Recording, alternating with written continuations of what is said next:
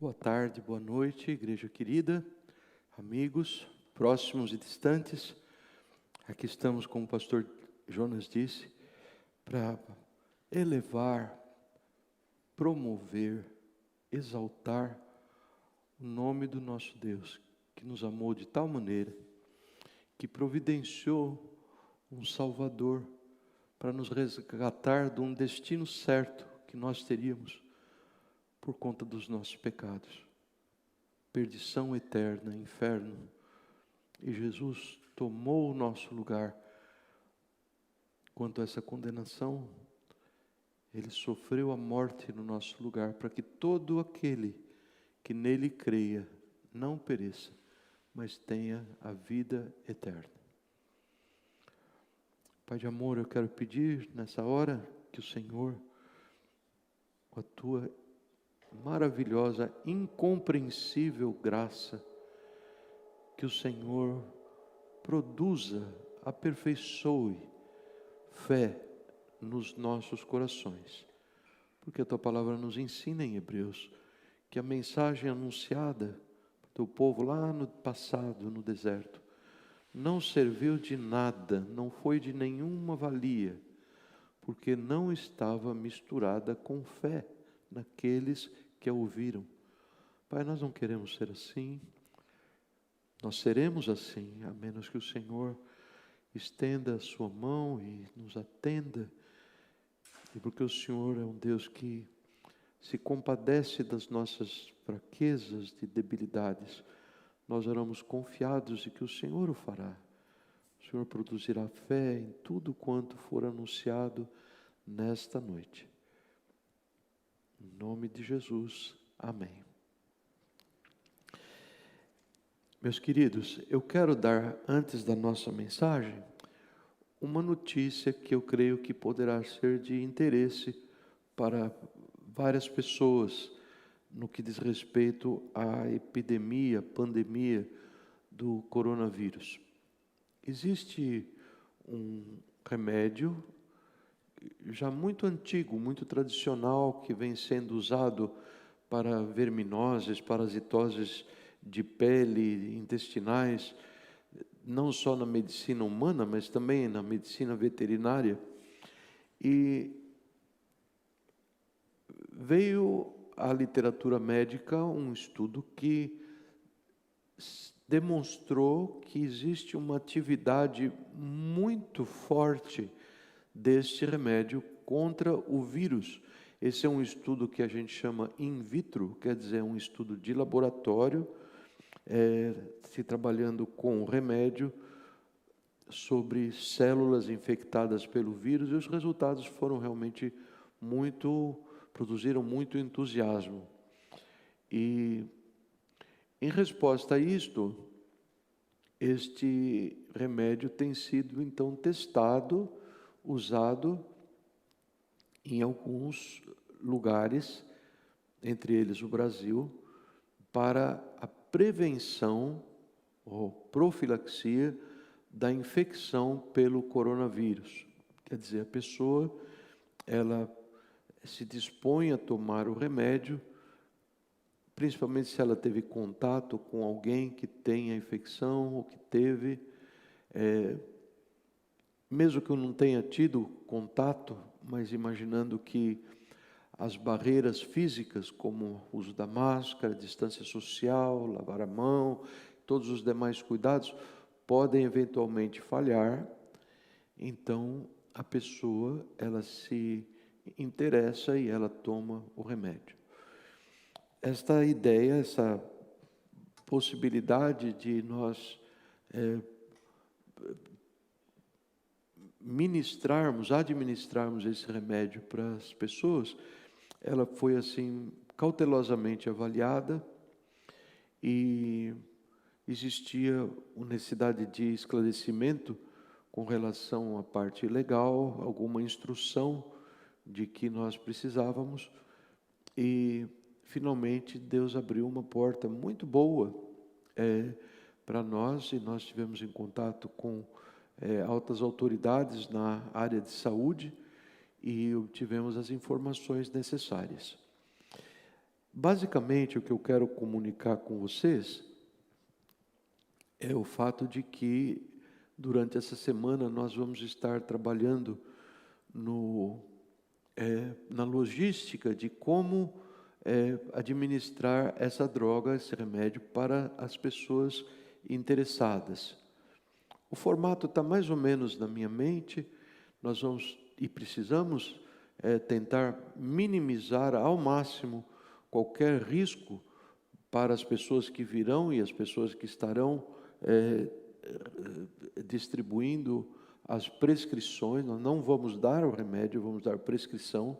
A pessoa vai comprar o remédio e nós vamos trabalhar nessa logística. Conforme a lei reza, nós temos que obter para cada pessoa um documento assinado após o seu esclarecimento, e isso se chama um consentimento informado. A pessoa é informada, será informada, e se ela desejar receber o remédio, ela firmará um documento. Isso fica naturalmente em posse da pessoa e do médico, uma cópia, e então se procede ao tratamento.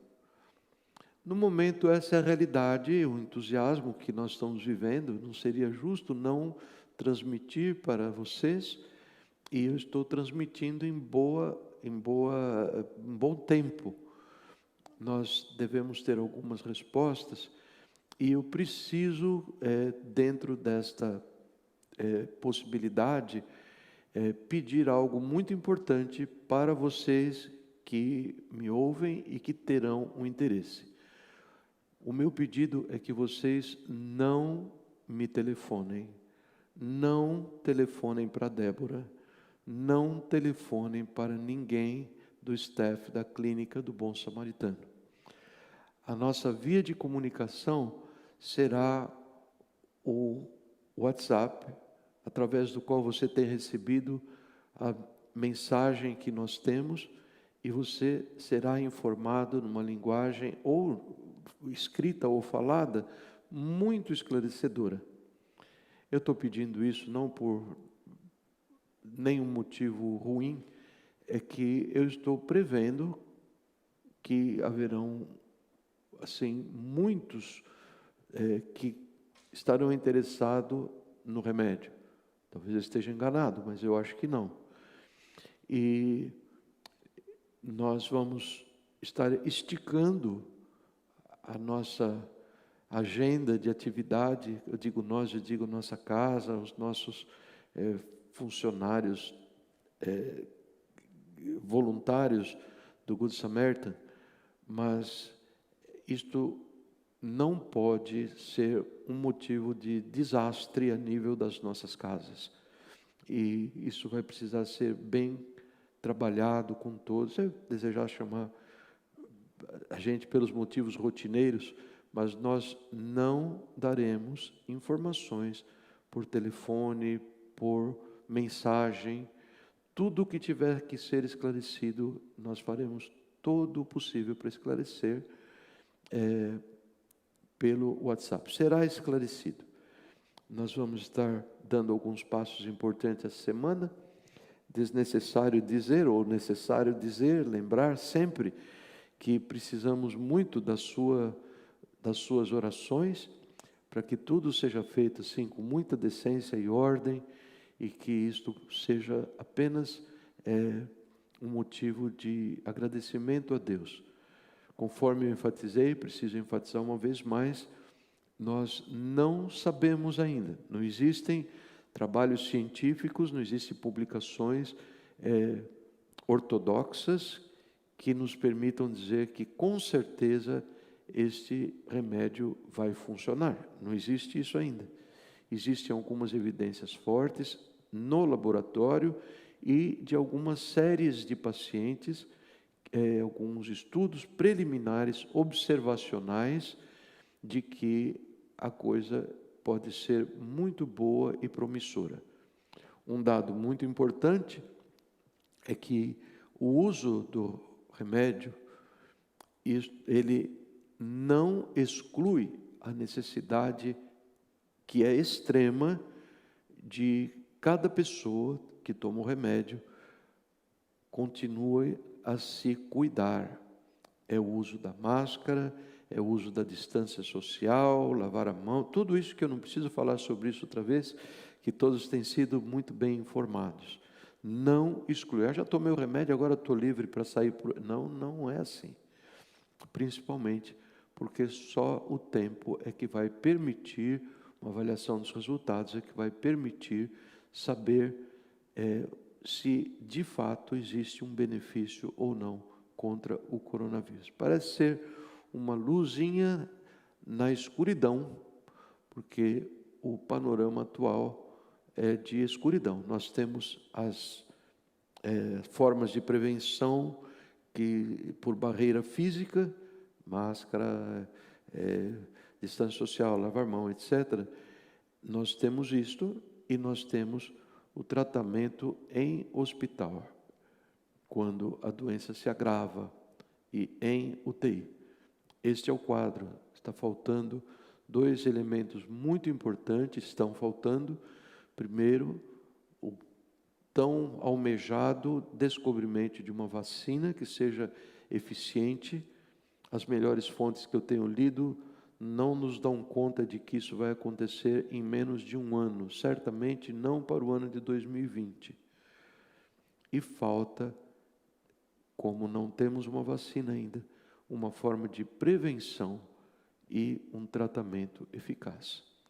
Fiquem, por favor, com essa informação, com muita expectativa, oração, sabendo que vocês vão encontrar de nós, falo por mim, falo por Débora, minha esposa, e falo pela nossa amada equipe do Bom Samaritano, todos, mesmo não sendo pacientes do Bom Samaritano, isto é, para todos, ficarão muito bem servidos com o nosso trabalho de dedicação, porque queremos fazer isso para o seu bem e para agradar, exaltar o nome do Senhor, a quem nós servimos com tanta alegria.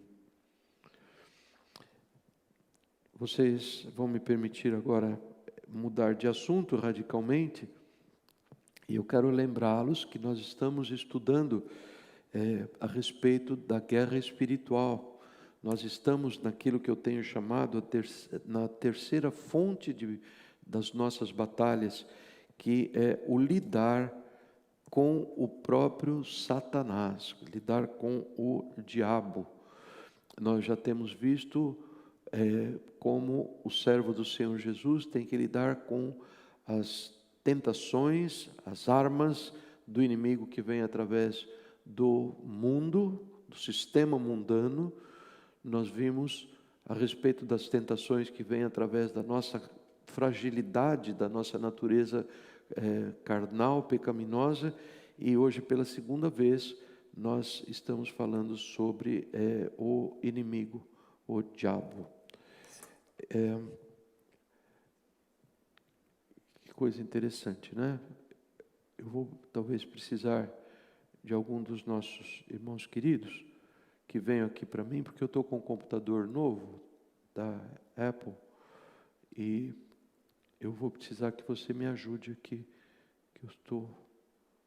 Se alguém puder me ajudar, te agradeço muito, muito. Os ouvintes me perdoem a minha deficiência aqui, não deve ser nada tão difícil de lidar. Já o que acontece é que o que está aqui não é o que eu quero ler, mas ele está guardado no desktop. Isto, ops.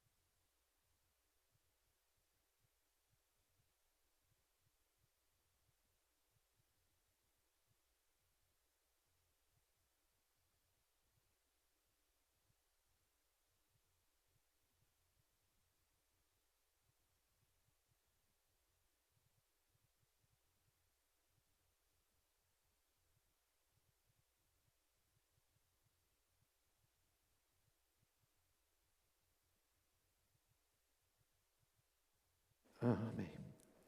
Nada como ser jovem para entender um computador da Apple. Muito obrigado, Tiago. Muito bem, eu quero retomar o assunto de onde nós paramos na semana passada.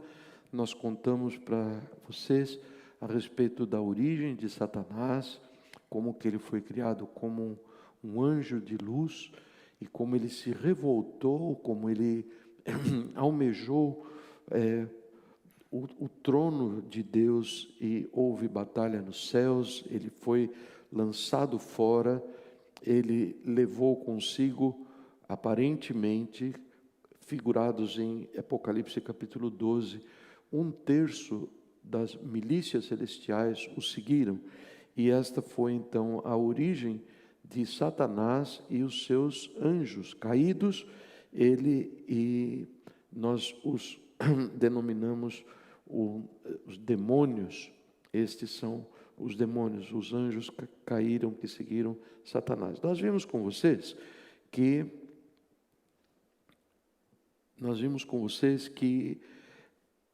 esta questão é muito importante, que nós saibamos a origem, os pontos teológicos relacionados a ela, e vimos também a questão da condenação final de Satanás. Jesus solenemente nos conta que Satanás será derrotado e lançado por toda a eternidade, com todos os seus seguidores espirituais ou humanos, no lago de fogo de enxofre que arde por toda a eternidade, onde serão atormentados, aqui popularmente chamado inferno.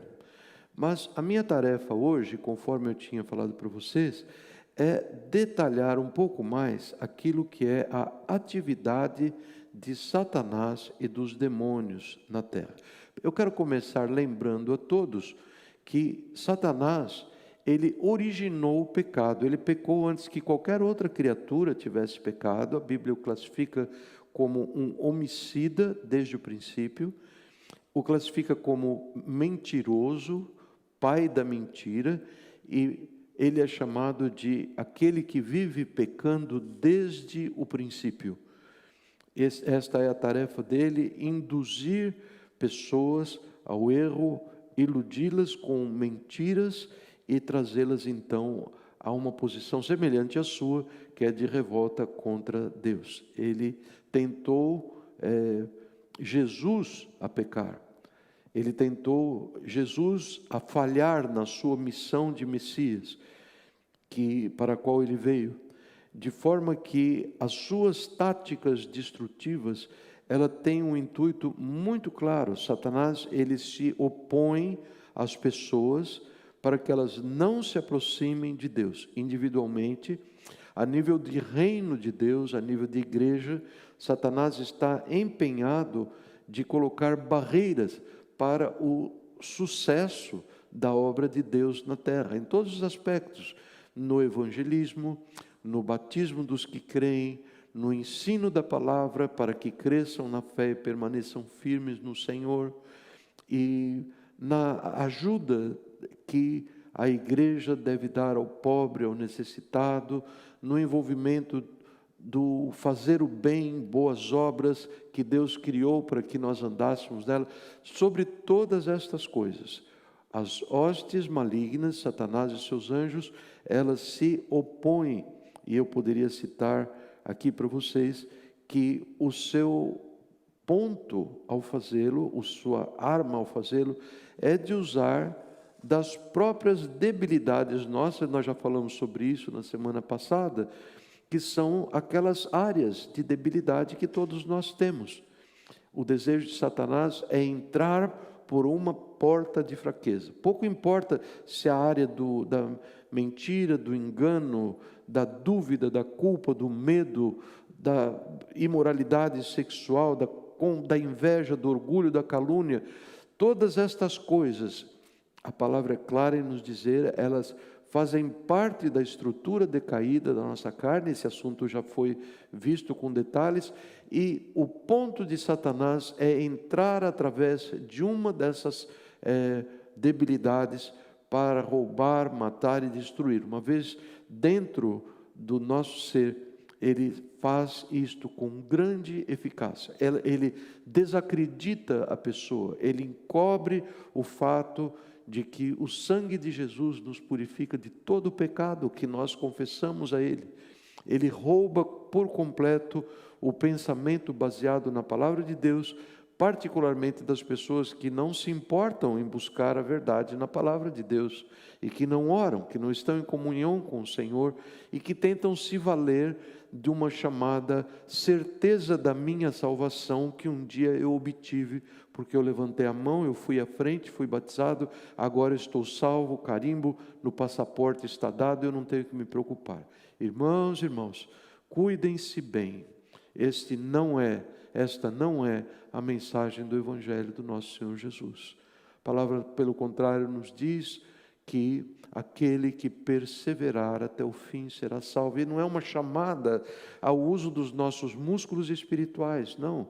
Ele nos conta que a graça do Senhor nos leva a perseverar até o fim. Requer, segundo o próprio Senhor Jesus, em Lucas 29, 23, 24, um buscá-lo diário. Requer o negarmos nós para nós mesmos. Requer o nos acercarmos ao Senhor e pedirmos a Ele a força que vem da sua graça para carregarmos diariamente a nossa cruz e segui-lo. Então, esta é a história que o Senhor nos conta a respeito da atividade de Satanás. Ela nos conta também que Satanás e seus demônios estão limitados e eles são restritos pelo controle de Deus. Para aqueles que já leram o longo livro de Jó, não é necessário dizer como que, apesar de Jó ter sido um campo de batalha, praticamente, eu posso dizer assim, entre Deus e Satanás, e ter sofrido tanto, na verdade, Satanás só fez aquilo que Deus permitiu que ele o fizesse. E a palavra do Senhor nos diz que esta capacidade do ser humano, dada pelo Senhor, eu a figurei a semana passada como o muro da cidade de Jerusalém, que somos nós, creio que muitos vão se lembrar da minha ilustração. Ele nos diz a respeito desse muro, que nós podemos muito bem resistir ao inimigo por intermédio da autoridade que Cristo nos legou. Tiago 4,7 nos diz: sujeitai-vos, pois, a Deus, e resisti ao diabo, e ele fugirá de vós. Para o mal informado, dá a impressão de que a intenção aqui é fazer que você se sinta melhor ao seu próprio respeito, não é? Dar um boost na sua autoestima. Quem sou eu? O camarada era um dos príncipes do exército celestial, foi lançado na terra e agora tem ódio contra o ser humano. Quem sou eu para vencê-lo? A palavra do Senhor nos conta que nós resistimos ao diabo. Não, Senhor querido, dá-me da força do teu poder. Nós resistimos e ele foge de nós. Uma das estratégias mais simples de definir e mais eficientes de que a palavra do Senhor nos conta. Vai contar de outras também, eu vou repetir eventualmente, 1 Coríntios 10, capítulo 13, onde ele nos conta que não vem nenhuma tentação sobre nós que não seja humana. Quer dizer, os ataques do inimigo não são sem limites.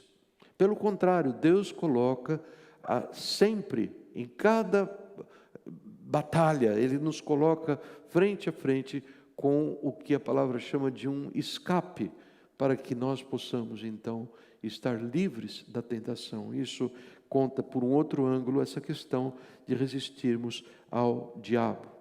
Uma outra característica importante e que vem para a libertação das nossas imaginações infundadas no que diz respeito à fundação na palavra do Senhor. Existem certas coisas que nós aprendemos nos contos e nas tradições populares, às vezes familiares, a respeito de Satanás. E a minha função aqui é trazê-los à palavra do Senhor e mostrar aquilo que a palavra diz. E você, naturalmente, sendo alguém que é morada do Espírito Santo. Eu tenho tido essa alegria tão grande, é mais visível nas ovelhinhas recém-nascidas, não é?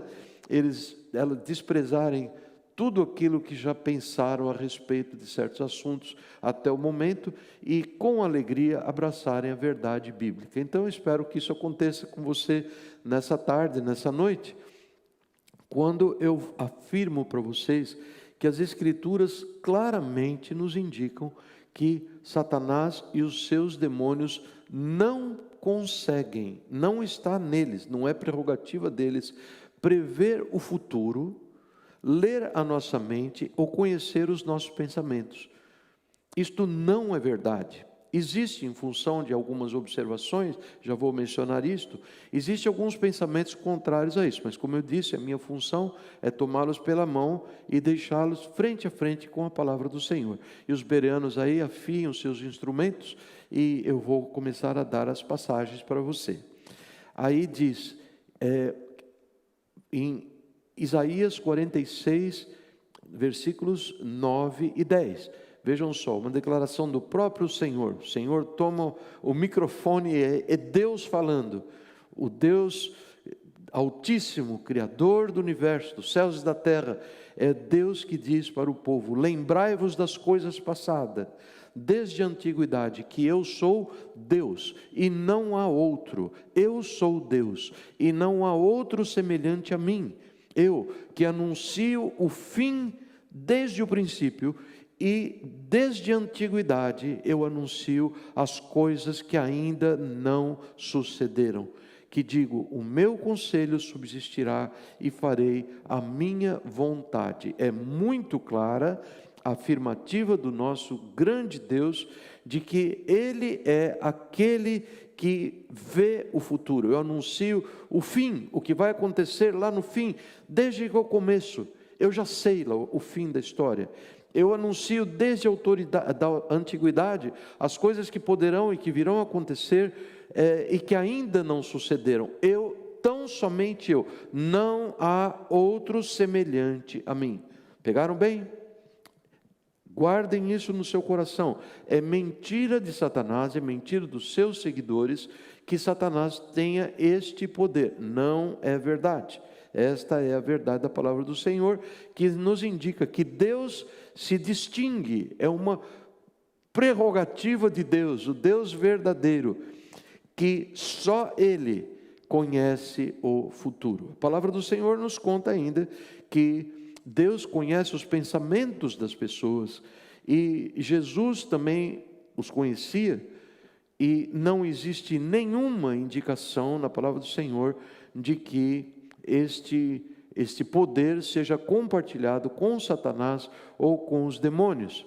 Em Daniel capítulo 2 muitos de nós conhecemos muito bem a história. Bereanos está em versículos 27 e 28 do capítulo 2, aquela situação onde o rei Nabucodonosor, rei de Babilônia, ele convoca todos os sábios, encantadores, médiuns, bruxos e toda a classe de pessoas que lidavam com coisas ocultas, para uma tarefa que seria de contar para ele o que ele tinha sonhado, e não somente isso, contar a interpretação dos sonhos. Aquele pessoal, rei, isso não é comum, isso não existe, você está pedindo algo para nós que não, isso só, é a linguagem deles, só os deuses conhecem, não é possível nós conhecermos. E o rei Nabucodonosor não ficou muito feliz com aquilo e mandou matar todo mundo. Não chegou a matar, porque a notícia chega ao servo do Senhor, Daniel, que se apresenta a sua petição e, tendo sido atendido como alguém que iria apresentar-se diante do rei, ele busca o Senhor e o Senhor responde a Daniel e revela a Daniel os segredos que só ele poderia ter revelado. Eu gosto muito desses dois versículos, por isso estou trazendo para você. E eles dizem assim: agora Daniel, na presença do rei, ele diz, respondeu Daniel na presença do rei e disse: o mistério que o rei exigiu, nem sábios, nem encantadores, nem magos, nem adivinhadores lhe podem revelar, mas há um Deus no céu, o qual revela os mistérios. Ele, pois, fez saber ao rei Nabucodonosor o que há de suceder nos últimos dias, através do teu sonho e as visões que tu tivesses, e que são estas. Que coisa tremenda, não é? Só Ele é que conhece os mistérios, só Ele que sabe o que você pensa. Não existe essa intrusão de forças malignas na mente da pessoa, e nós podemos ter certeza disso. E alguns, bastou falar sobre isso, e muitas pessoas revelam que têm as suas histórias. Você deve ter a sua história. Não, mas eu ouvi dizer uma coisa bem diferente. Eu ouvi dizer uma situação onde uma pessoa, ministro, servo de Satanás, procurou alguém em quem eu tenho muita confiança e predisse algumas coisas, e essas coisas aconteceram. Como negar histórias desse tipo assim? Uma pessoa movida por Satanás revelou para mim que o que eu tomei de café da manhã hoje. Como encontrar base para isso? Queria contar um exemplo que eu vivi mais de perto, de uma colega de trabalho minha, no Brasil ainda, quando houve aqueles 2 grandes incêndios em São Paulo, primeiro do edifício Andraus, depois do edifício Joelma, eu não lembro em qual dos 2, que morreu queimada, morte triste, não é? A melhor amiga desta minha companheira de trabalho. E essa minha companheira de trabalho era estudante de filosofia, assim, bicho grilíssimo, tempos de protesto, de sair na rua, etc. Era dessa pessoa assim de vanguarda. Eu tinha muita admiração por ela. Uma pessoa muito sincera em suas posições, e que eu havia me convertido recentemente. Ela diz assim: não me venha com essa onda. E ela tinha toda sorte de argumentos para refutar a palavra que eu queria humildemente transmitir para ela, porque eu nem sabia transmitir direito. E ela, não, completamente ateia. Não existia possibilidade de se falar a palavra Deus perto dela. Muito bem, um dia, depois da morte da sua amiga, ela foi convidada para um trabalho, uma sessão onde se iriam invocar os mortos, etc. E ali naquela sessão, uma pessoa possuída por um espírito, que dizia ser o espírito da sua amiga, ela fez revelações de fatos que a minha amiga, a minha colega, sabia que eram verdadeiros. Esta pessoa, investida da presença de um espírito, ela contou detalhadamente algumas conversas que tiveram e outras coisas assim. A história poderia se arrastar em mais detalhes, mas o que eu queria dizer é que a última informação que eu tive dessa minha colega, já tempos depois de havermos cada um ido para o seu lado, ela saiu da firma, eu saí também, tempos depois, é de que ela passou a crer, e ela era a grande autoridade de um centro de Umbanda na região ali oeste de São Paulo, na Lapa. Ou seja, ela foi fisgada. Como explicar isto? Nós estamos diante de um dilema. A explicação é muito simples. Satanás e seus demônios são seres espirituais. Nós não os vemos, eles estão presentes. A palavra nos conta, estou contando um pouco antes do que eu deveria, talvez, de que o inimigo, ele anda ao derredor, rugindo como leão, buscando a quem possa tragar. Isso não é visível, isso não é perceptível a você nos nossos 5 sentidos, de tato, visão, olfato, audição. Isso não, você não percebe isto, eu não percebo isso. Não existe como detectar essa questão, mas ela é verdadeira e ela é real. E Satanás observa coisas. Ele é um ser inteligente, os seus demônios são seres inteligentes, observam, eles ouvem coisas e eles trapaceiam, porque ele é o grande trapaceador, o grande pai da mentira. Toda mentira que se conta tem origem nele, e ele trapaceia, ele joga com esses fatos. Eu quero crer, e com toda a convicção, de que nessa sessão espiritista, não sei como chamar, não tenho a nomenclatura certa, que fisgou a alma daquela jovem que eu contei para vocês, o que se apresentou ali foi um demônio que havia observado as duas. Aquele dia que nós saímos, fomos num piquenique assim, e fomos à praia e tudo. Ele tem conhecimento do que se passou, ele tem conhecimento de conversas, e ele se expressa dessa maneira, e ele fisga, e ele cumpre o seu objetivo, que é de roubar, de matar e destruir. Muito cuidado com isso, meus queridos, muito cuidado com isso. Mas tem um caso assim, tem um caso diferente. É sempre assim. Satanás não pode ver ou prever o futuro. Satanás não tem conhecimento da mente das pessoas, e ele se move por mentiras. Ele produz situações para fazer com que as pessoas pensem mais a respeito dele. Eu quero seguir adiante, engatar aí uma outra marcha, e lembrar rapidamente para vocês sobre a história das atividades demoníacas, da atividade demoníaca ao longo da história. No Antigo Testamento, a palavra demônio, ela não é usada com frequência, o que pode dar para algumas pessoas a impressão de que eles não tinham tanto problema com o diabo no Velho Testamento. É uma informação, é um julgamento completamente errada.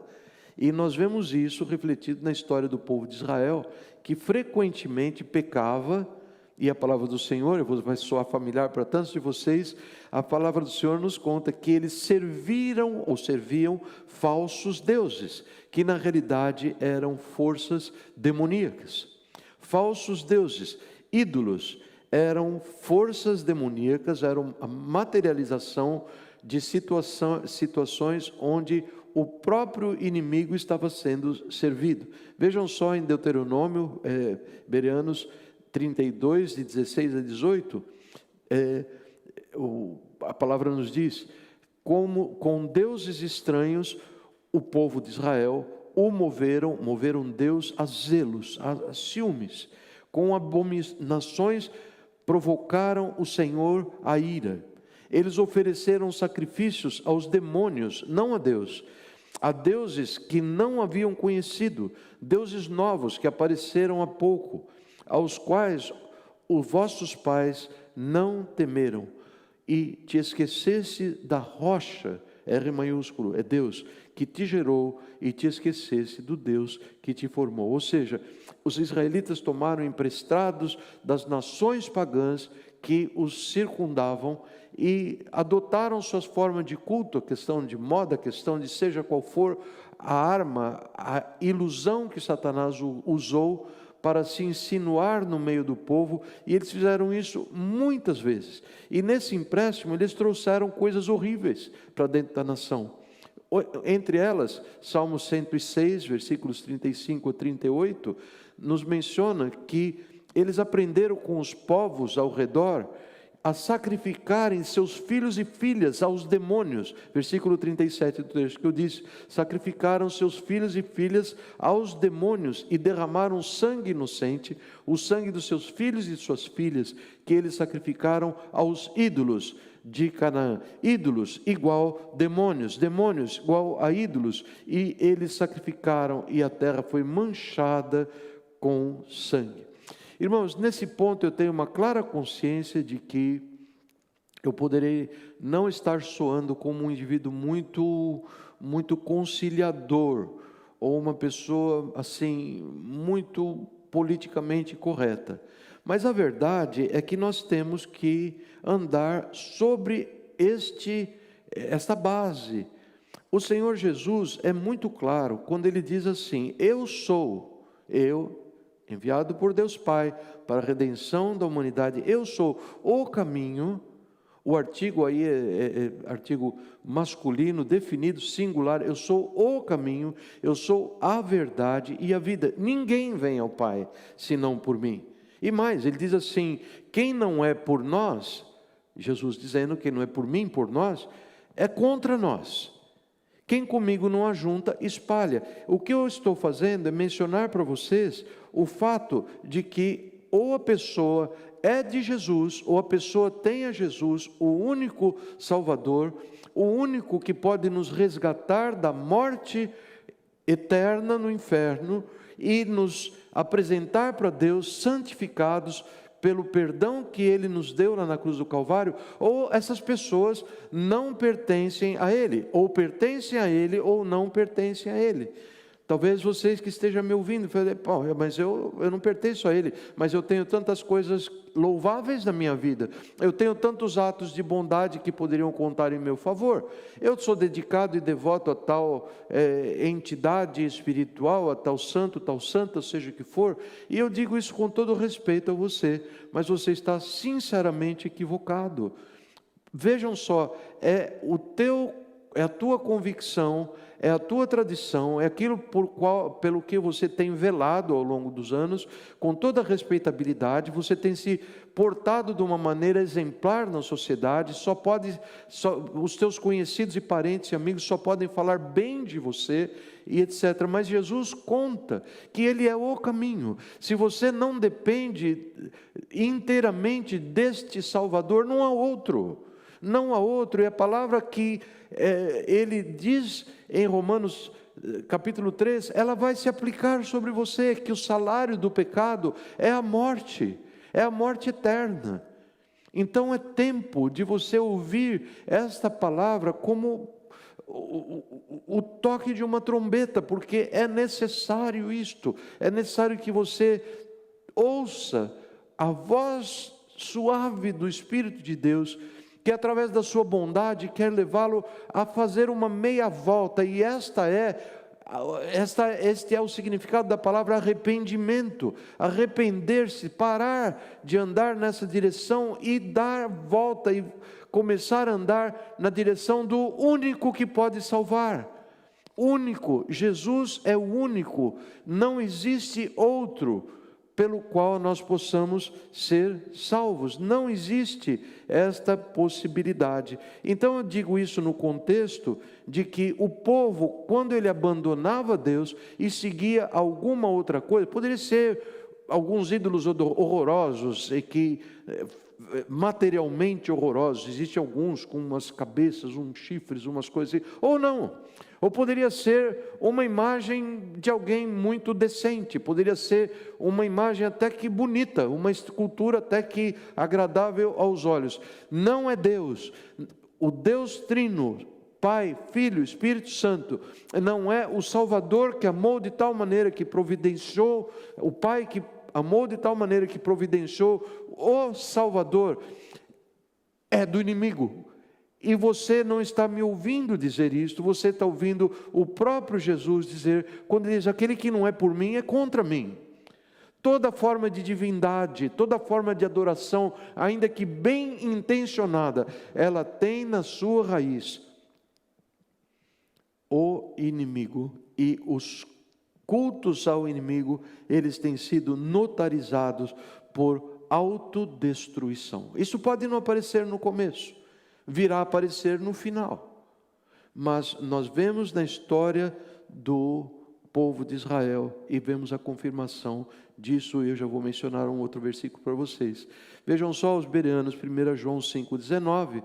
Nós sabemos que somos de Deus. João escrevendo essa convicção que o Espírito Santo traz àquele em que ele habita. Nós sabemos que somos de Deus e que o mundo inteiro jaz no maligno. Ah, mas que coisa, que empáfia, que convencimento vamos ter. E esta tem sido, irmãos, essa declaração feita em profundo amor de Deus, esta chamada feita em profundo amor de Deus, tem sido a causa de um número de pessoas, não pequeno, darem as costas para o Senhor Jesus, mesmo fisicamente. Você pode ler isso lá em João capítulo 6, quando Jesus, cercado de uma grande multidão de pessoas, a quem ele havia alimentado, a menos de 24 horas antes do incidente que eu vou lhes contar, ele havia alimentado, multiplicando, tremendo, Jesus multiplicou matéria naquele dia. Os físicos, segurem-se nas cadeiras para não caírem. Ele é Deus, Ele é Rei, Ele é Criador. E Ele transformou um punhadinho de comida num tanto que alimentou 5.000 homens, sem contar mulheres e crianças. Talvez tenha vindo a casa de 10.000, 12, 13, 14. Uma grande multidão. E depois desse tremendo milagre que Jesus realizou aos olhos de todo aquele povo, o povo particularizou os seus olhares, as suas intenções em usar Jesus para ser a sua fonte de bênção, o seu amuleto, o seu pé de coelho. Então o que acontece é que o dia se finda e Jesus atravessa para o outro lado daquele que se chama Mar da Galileia, que na realidade não é um mar, é um lago, e ele vai e as pessoas, a grande multidão, fica lá e tal, e dorme pelos montes, e de manhã o estômago já estava roncando outra vez. Onde está o nosso pé de coelho? Onde está o nosso amuleto? Onde está o nosso provedor de bênçãos? E não encontraram Jesus, e chegaram à conclusão que ele havia partido para o outro lado, e ele tinha. Foram buscar, chegaram a Jesus, quando chegaste aqui, e o Senhor olha no olho e fala: vocês não estão me buscando porque vocês viram a minha divindade nos milagres que eu realizei? Não, vocês estão só querendo comer pão.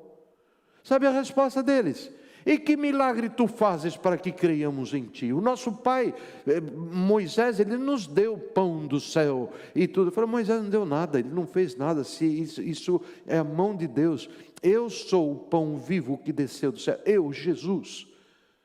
Amados, para reduzir essa história a algo que seja apenas uma referência para a nossa pregação, todos deram as costas e o deixaram. Todos, pessoas que haviam provado da bondade, e não só da bondade do Senhor, pessoas que tinham provado fisicamente, pessoas que tinham visto com seus olhos um tremendo milagre. Eles não puderam suportar a ideia de que ele, Jesus, fora de fato o pão vivo que desceu do céu, o Cordeiro de Deus que tira o pecado do mundo, o caminho, a verdade e a vida. E a palavra acusa o ser humano que assim procede, dizendo: a luz veio ao mundo, mas os homens amaram mais as trevas do que a luz. Eles ouviram, eles viram todas as provas, mas em algum lugar do seu coração, eles contemplaram de que aquele que lhes falava era o Santo Filho de Deus, e que andar com ele requer morrer para si mesmos e viver para ele para sempre, na força que ele dá. Todos se foram, menos os 12 discípulos, e o Senhor Jesus, numa clara demonstração que não tinha nenhuma intenção em multidões, ele tinha intenção na alma de uma pessoa. Ele se volta docemente para esse que restaram e diz: e vocês também vão embora? Vocês também vão me abandonar? Ao que Pedro responde: não, a quem nós iríamos? Só tu tens a palavra de vida eterna, nós deixamos tudo para segui-lo. Esta é a tua posição. Você deixou tudo para seguir a Jesus. Se esse é o caso, você sabe que não existe outro culto, a outra divindade, a outro plano, a outra conquista, a outro carro, a outro terreno, outro apartamento, outro o que quer que seja, outro aplauso, outro prazer. Não existe nada. Existe Jesus no trono da sua vida. E isto se opõe a toda forma de outras divindades que nada mais são do que Satanás e seus demônios. Este culto oferecido aos demônios, ele vai acabar mal, vai acabar muito mal. No Antigo Testamento, nós vemos que não existe nenhum exemplo claro de expulsão de demônios. Nós vemos ali Davi sendo chamado com a sua harpa, porque o rei Saul foi possesso de um espírito maligno, e quando ele tocava, o espírito saía. Mas o tempo verbal ali usado, nos conta tão bem Gruden, que o tempo verbal utilizado ali é um tempo implica em repetitividade, ou seja, enquanto Davi tocava, o demônio escapava, e Davi parava de tocar, o demônio voltava, e assim por diante. Esse é o exemplo que mais se aproxima daquilo que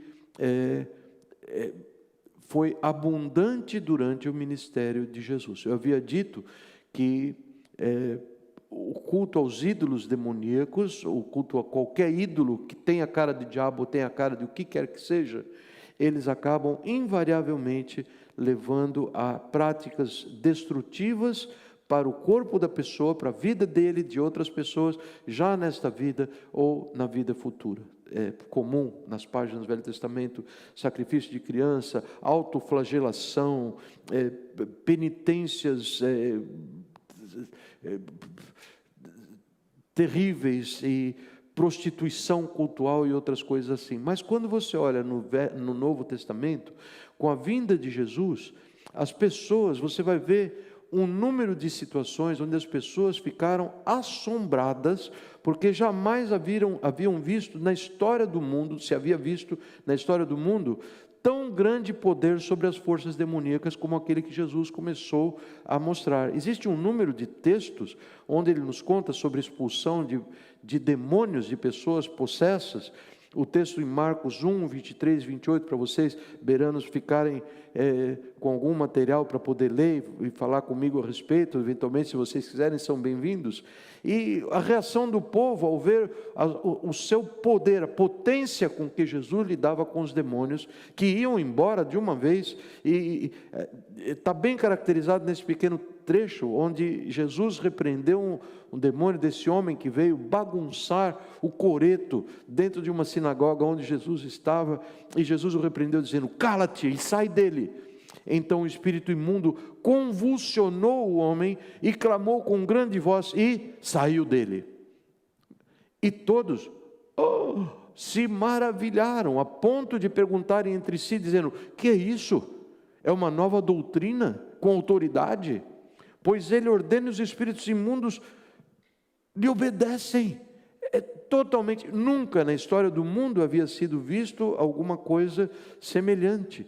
E Jesus diz claramente, de tantas outras passagens, onde espíritos são expulsos sumariamente diante da presença de Jesus, ele nos diz que o seu poder sobre demônios é uma marca distintiva do seu ministério. Guardem isso, principalmente os irmãos de fé batista, presbiterianos, os metodistas. Guardem essa questão. Eu espero ter, os minutos são poucos, mas ter a oportunidade de contar para vocês o porquê desse meu ponto. Ele diz que o seu poder é sobre demônios é uma marca distintiva do seu ministério, e que ele, Jesus, inaugurou o domínio do reino de Deus na humanidade de uma maneira nova e potente. Ele veio para destruir, destroçar, pulverizar as obras do maligno. Isso que Jesus veio, entre outras coisas, fazer, não é? E o Senhor nos conta em outras passagens como que isto se estende aos seus seguidores, como isso se estende à nossa era, a era da dispensação da graça em que nós vivemos hoje como igreja. Vejam só como isso segue-se de uma forma gradual. Primeiramente, os irmãos vão reconhecer na palavra, quando Jesus chama os seus 12 discípulos e deu sobre eles a autoridade de expulsar demônios, e eles vão pregar o evangelho, curar pessoas, e eles voltam tão felizes. E posteriormente, pouco tempo depois, sobre 70, Jesus dispensou para eles o mesmo poder. A reação desses discípulos era uma só: eles voltaram abestalhados. Senhor, o Senhor tinha que ver, eu via Satanás, olha, nós expulsamos, tremendo.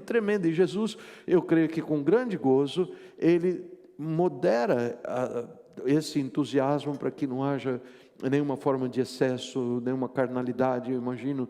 E ele diz assim: não se alegrem tanto com isso. Eu via Satanás caindo, sendo lançado do céu como um raio. Provavelmente uma alusão à batalha espiritual, a batalha no céu, sobre a qual nós falamos no domingo passado. Mas não se alegrem tanto porque os demônios se lhes submetem, mas alegrai-vos, sim, porque os seus nomes estão escritos no livro da vida. Esse é o grande presente de Deus.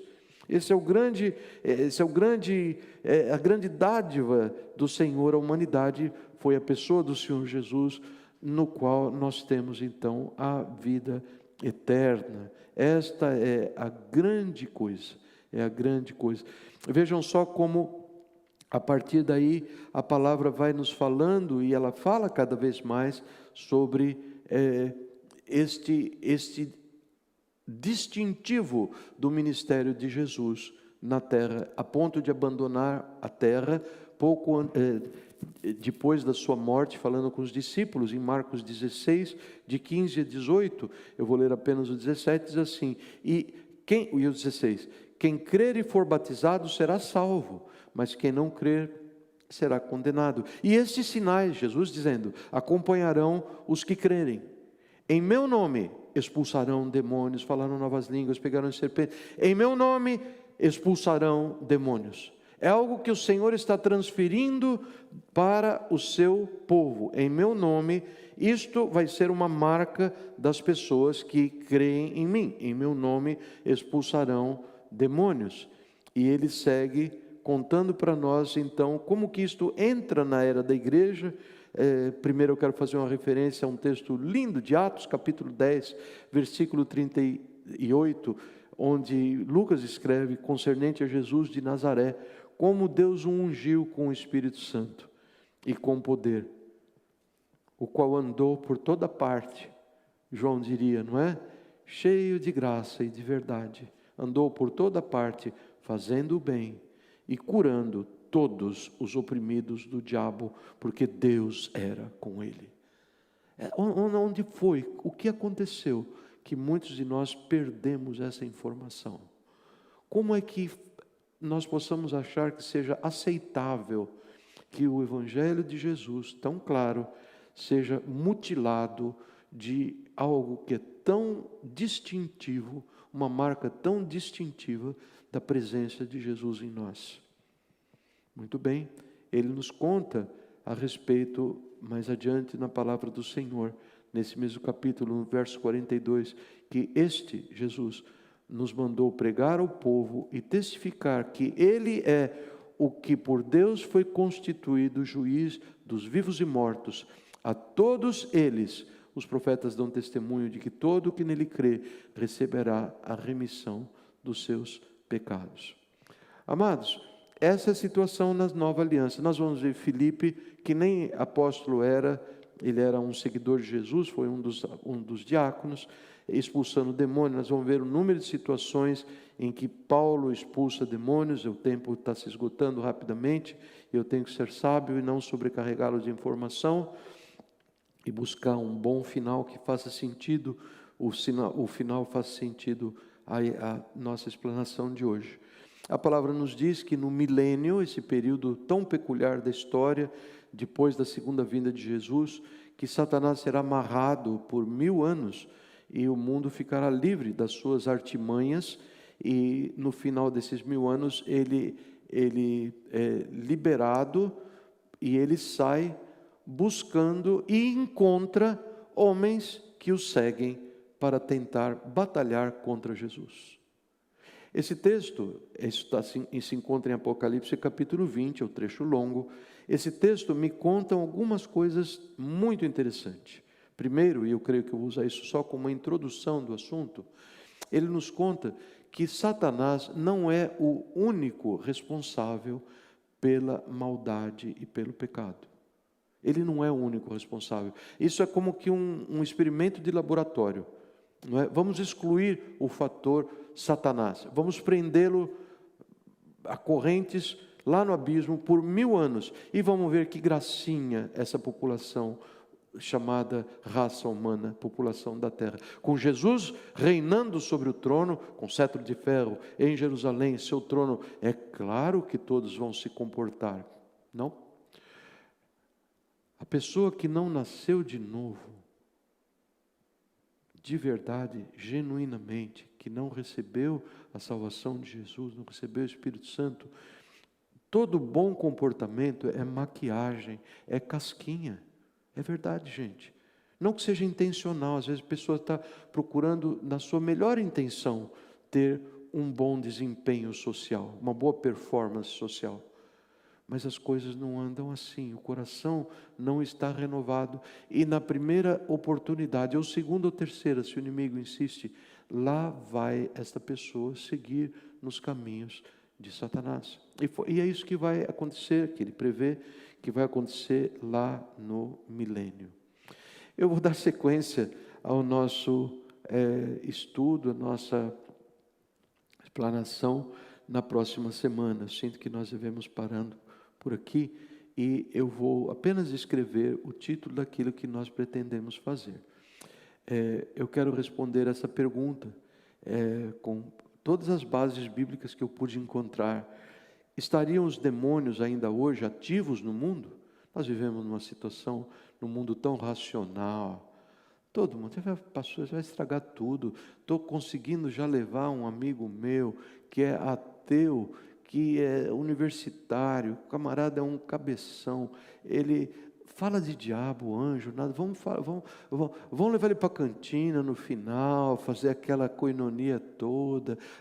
Vamos deixar ele pensar bem da igreja. Quem sabe o evangelho vai ficar mais bonitinho aos olhos dele. É capaz até do homem se entregar a Jesus. As coisas não são bem assim.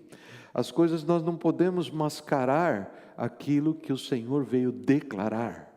Não existe essa possibilidade, mas sobre isso nós falaremos na próxima vez. As Escrituras, elas classificam bondosamente os incrédulos, chamando-os para que creiam, como cegos espiritualmente. E ela denuncia que para essas pessoas que não podem crer, que precisa de um embelezamento social do Evangelho, se eu não creio não, essa gente é tudo fanático, tudo louco, tudo gente mística. Se essa gente é gente da Bíblia, que é a palavra de Deus, não despreze não, meu amigo, não despreze. Mas essa gentarada ilustre que rejeita, que tem rejeitado, todos os filósofos, cientistas, todos desde os iluministas, os proponentes de teorias sociais tão respeitados, essa gente sistematicamente renuncia a Jesus. A palavra nos diz, 1 Coríntios capítulo 1, a partir do versículo 18, a palavra da cruz é deveras loucura. Sabe para quem? Para os que perecem. Mas para nós que somos salvos, ela é o poder de Deus. Porque está escrito, destruirei a sabedoria dos sábios, Deus falando, e aniquilarei a sabedoria dos entendidos, a sabedoria e o entendimento dos entendidos. Onde está o sábio? Onde está o escriba? Onde está o questionador desse século? Porventura não tornou Deus louca a sabedoria deste mundo? Visto que, na sabedoria de Deus, o mundo, pela sua sabedoria, não o conheceu a Deus, aprove a Deus salvar o homem pela loucura da pregação, salvar a todos os que nele creem. E se o nosso evangelho está encoberto, é naqueles que se perdem, aqueles que estão vivos hoje, mas estão indo para a perdição eterna. É para estes que o nosso evangelho está encoberto, nos quais o Deus desse século cegou os entendimentos. Satanás cegou os entendimentos dos incrédulos, para que lhes não resplandeça a luz do Evangelho da glória de Cristo, o qual é a imagem de Deus. Porque Paulo diz, e o texto esqueci para os bereanos, 2 Coríntios 4, 3-6, pois nós não pregamos a nós mesmos, mas a Cristo Jesus como Senhor, e a nós mesmos como vossos servos, por amor de Jesus. Porque Deus que disse, das trevas brilhará a luz, é quem brilhou em nosso coração para a iluminação do conhecimento da glória de Deus na face de Cristo. Ele é a luz Ele é a luz que veio ao mundo. E não há nenhuma, irmãos, razão, nenhuma sequer, que você vai encontrar na Bíblia, razão para pensar que hoje em dia existe menos atividade demoníaca no mundo do que havia no tempo do Novo e do Antigo Testamento. Mas qual será o tipo de atividade que os demônios desenvolvem hoje? Haverá características distinguíveis que nos permitam reconhecer a ocorrência da atividade demoníaca? Onde estão os sinais e sintomas? Sobre isso, se o Senhor nos der vida e saúde, nós falaremos no próximo domingo. Deus abençoe vocês.